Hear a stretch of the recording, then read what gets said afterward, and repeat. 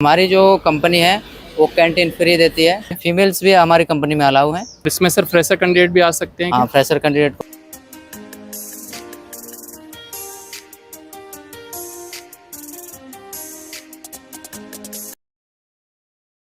Friends, आज हम नोएडा के फेज़ 2 एरिया में भी सेक्टर 85 में हैं, जो कि एक तरीके से इंडिया टीवी के एरिया के नाम से भी जाना जाता है, क्योंकि इंडिया टीवी के बारे में आप सब जानते होंगे। उसका हेड ऑफिस या फिर ऑफिस यहाँ पे इसी तरफ है। और ये एक इस रोड पे हैं जहाँ पे डिक्सन के अलग अलग प्लांट्स हैं। ये एक प्लांट ये है, और इसके आगे वाला जो विदाउट नेम का जो प्लांट है ये भी डिक्सन का प्लांट है, और इसके आगे भी एक प्लांट है। और जो B14 है, इसी प्लांट के लिए आज अपने इंटरव्यू शूट किया है, जो कि आप आगे इसी वीडियो में देखेंगे। इसमें हमने पूछा है सर से कि इस कंपनी में कौन कौन से पोस्ट पे हायरिंग हो रही है, क्या सैलरी है, कौन कौन से कैंडिडेट्स अप्लाई कर सकते हैं। तो आप एक तरीके से पूरे वीडियो को लास्ट तक देख सकते हैं, और अपने लिए जो भी जानकारी चाहते हैं वो उम्मीद है सभी जानकारी आपको इस वीडियो में मिलेगी। हेलो सर, आप हमारे यूट्यूब चैनल पे फर्स्ट टाइम आए हैं इंटरव्यू करने के लिए, इसलिए आपका सबसे पहले तो हम स्वागत करना चाहेंगे। और हम चाहेंगे कि हमारी ऑडियंस आपके बारे में ज़्यादा से ज़्यादा जाने, इसलिए आप इस इंटरव्यू की शुरुआत आपके इंट्रोडक्शन से करें। जैसे आपका नाम, आप कौन सी कंपनी से, कहाँ से बिलोंग करते हैं, कौन कौन सी कंपनीज़ के लिए आप हायरिंग करते हैं, तमाम जानकारी आप प्लीज़ सर शेयर करें। Sir thank you. मेरा नाम धीरज कुमार है। मैं आगरा से बिलोंग करता हूँ। अभी जो मैं काम करता हूँ वो डिक्सन कंपनी के लिए वर्क करता हूँ। और जो हमारी अपनी जो कंपनी है वो है दिव्या एसोसिएट, जो कि लड़कों को हायर करने का काम करती है डिक्सन कंपनी में। तो डिक्सन कंपनी ये इसी वाले प्लांट में जो अभी बैकग्राउंड में पीछे दिख रहा है, राइट? हाँ, यही वाला प्लांट है हमारा। इसी में जो है लड़कों को जो है हायर करने का काम करता है। जैसा कि हमको सर मालूम है कि आई थिंक डिक्सन कंपनी अलग अलग अदर कंपनीज के प्रोडक्ट्स बनाती है, राइट? हाँ। तो ये वाला जो प्लांट है वो कौन से कंपनीज के प्रोडक्ट्स बनाता है? ये जो प्रोडक्ट्स बनाता है इसमें दो प्रोडक्ट्स बनते हैं। एक तो इसमें वाईफाई बनता है, दूसरा सेटअप बॉक्स बनता है। कौन सी कंपनी के सर? नोकिया और जियो का, एयरटेल का। मतलब ये सेटअप बॉक्स जो भी इन कंपनीज के हैं वो इधर इस प्लांट में बन रहे हैं, राइट? हाँ, ये इसी प्लांट में बनते हैं।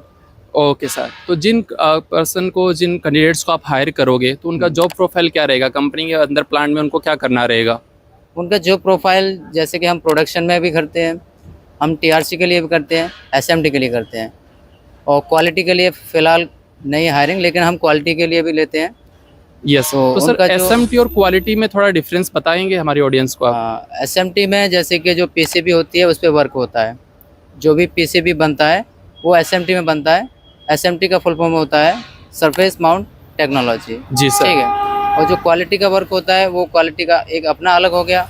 और जो TRC होता है उसमें TRC का मतलब होता है कोई भी डिवाइस जिसमें कोई फॉल्ट है उसे रिपेयर करने का काम TRC में किया जाता है। Okay sir. और जो आपका अभी इस प्लांट का जो लोकेशन है वो कौन सा लोकेशन है, अभी आप बताएंगे? ये जो इसकी लोकेशन है वो है सेक्टर 85, नोएडा, डिक्सन B14। तो सैलरी कितना मिलने वाला है सर, बेसिक सैलरी इसमें?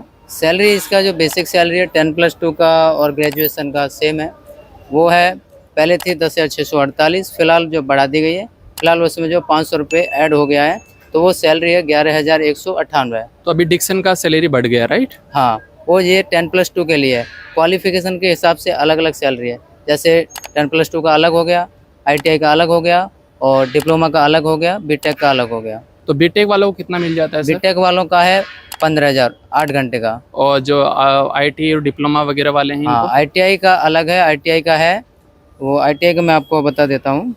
अब जो भी जानकारी वो लास्ट में आप बता दीजिएगा वो सिर्फ। Okay sir, okay.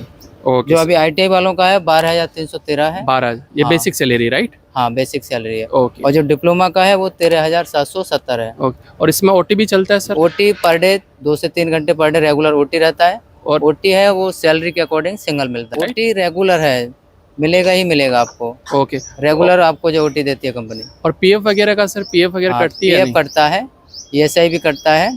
तो PF है वो सैलरी का 12% और ESI है 0.5%। ओके। और एक कैंडिडेट है उसका वो लगातार OT भी कर रहा है, इंसेंटिव भी उसको मिल रहा है, बेसिक सैलरी भी उसका पूरा हो रहा है, तो टोटल सैलरी कितना उसको मिल सकता है महीने एंड में? महीने के एंड में जो 10+2 का होता है वो 17 से 18,000 हो जाता है। 17 से 18,000 ऑल ओवर टोटल। और इंसेंटिव कौन कौन से इंसेंटिव रहते हैं सर? इंसेंटिव इसमें जैसे अटेंडेंस अवार्ड हो गया, तो 2000 जो 26 प्रेजेंट करता है उसे 2000 अटेंडेंस अवार्ड मिलता है। 26 से मान लो एक उसकी कम रह गई, उसका एक छुट्टी हो गया किसी वजह से, तो उसका 500 लेस हो जाएगा, पूरा लेस नहीं होगा, 1500 मिलेगा उसे। ओके हाँ, अगर कोई कैंडिडेट है डे नाइट शिफ्ट चलती है तो नाइट करता है, उसे 75 रुपये पर नाइट नाइट अलाउंस मिलता है। ओके। और इसमें सर फ्रेशर कैंडिडेट भी आ सकते हैं हाँ, क्या? फ्रेशर कैंडिडेट को अलाउ है। और एक्सपीरियंस कैंडिडेट को क्या एक्स्ट्रा सैलरी मिलता है या फिर जैसे सेम कि सैलरी हम रहता है? एक्सपीरियंस बंदे लेते हैं, वो SMT के लिए, TRC के लिए लेते हैं, ओके तो उनकी सैलरी इंटरव्यू प्लस जो उनका परफॉर्मेंस रहेगा, जो उनकी क्वालिफिकेशन है उस पर डिपेंड करेगी। जब ओके। जो डॉक्यूमेंट्स लेकर के आने होंगे कैंडिडेट्स को वो कौन से रहेंगे? वो डॉक्यूमेंट जो लेके आने हैं उसमें जैसे कि आधार कार्ड हो गया, जो आपके क्वालिफिकेशन सर्टिफिकेट्स हैं वो चाहिए, जैसे आपने जो भी क्वालिफिकेशन है आपकी, हाई स्कूल हो गया, 12th हो गया, या ग्रेजुएशन है या डिप्लोमा, जो भी है वो आपको लेके आना है।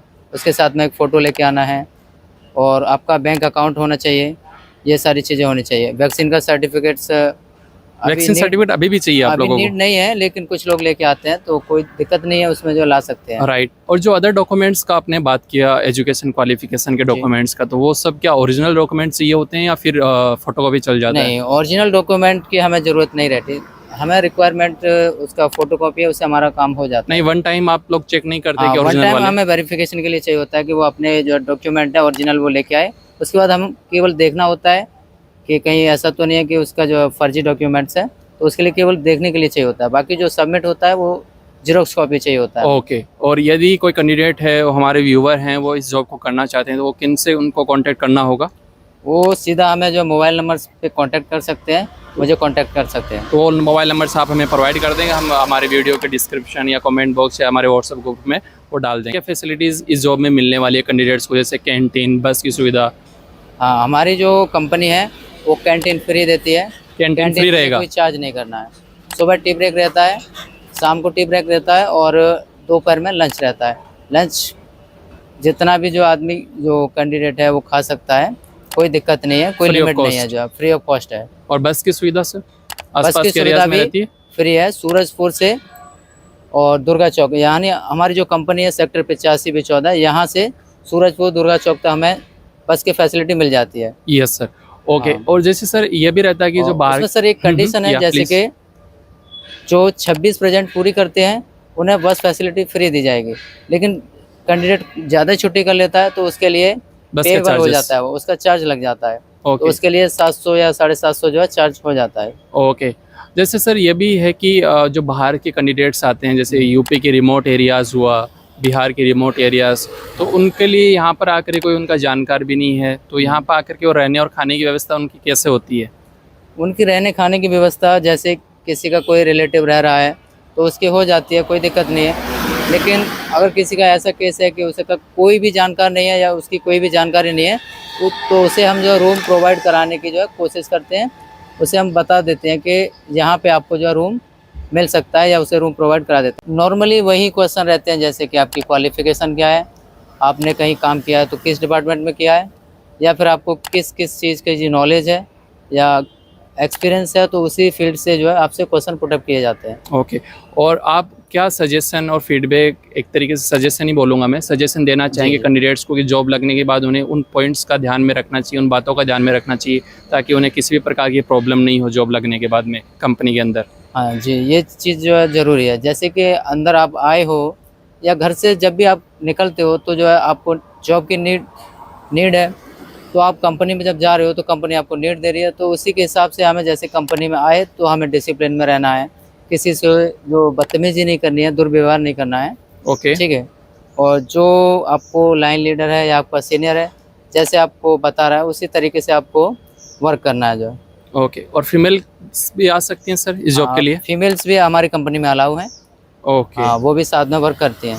और उनका शिफ्ट तो डे में रहता होगा, राइट? जो फीमेल्स का शिफ्ट है वो ओनली डे रहता है, और जो मेल हैं, जो मेल कैंडिडेट हैं, बॉयज़ हैं, उनका जो डे नाइट शिफ्ट चलती है, 15-15 दिन का शिफ्ट चलती है उनकी। ओके। और जैसे सर आपकी जो फर्म है दिव्या एसोसिएट्स, राइट, जिसका आपने कार्ड भी पहन रखा है? हाँ, जो हमारी फर्म है वो दिव्या एसोसिएट्स है। ओके। उसी के तो according दिव्या हम जो एसोसिएट्स hiring केवल डिक्सन के लिए ही हायरिंग करवाती है, फिर अदर कंपनीज के लिए भी हायरिंग करवाती नहीं, है? फिलहाल तो केवल डिक्सन के लिए कराती है।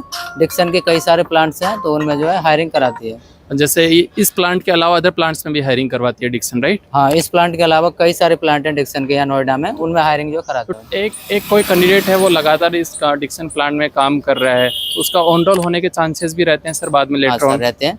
जैसे किसी का वर्क परफॉर्मेंस अच्छा है, जो सीनियर उसे लगता है कि ये जो लड़का या कैंडिडेट है तो अच्छा वर्क कर रहा है, तो उसके जो ऑन रोल रहने के चांसेस काफ़ी रहते हैं जो। ओके सर, इसी के साथ हम यही बोलना चाहेंगे, आपने सभी पॉइंट्स का अच्छे से एक्सप्लेन किया, आपने आपके बारे में, आपकी फर्म के बारे में, कंपनी के बारे में बताया, उसके लिए आपका बहुत बहुत धन्यवाद। आप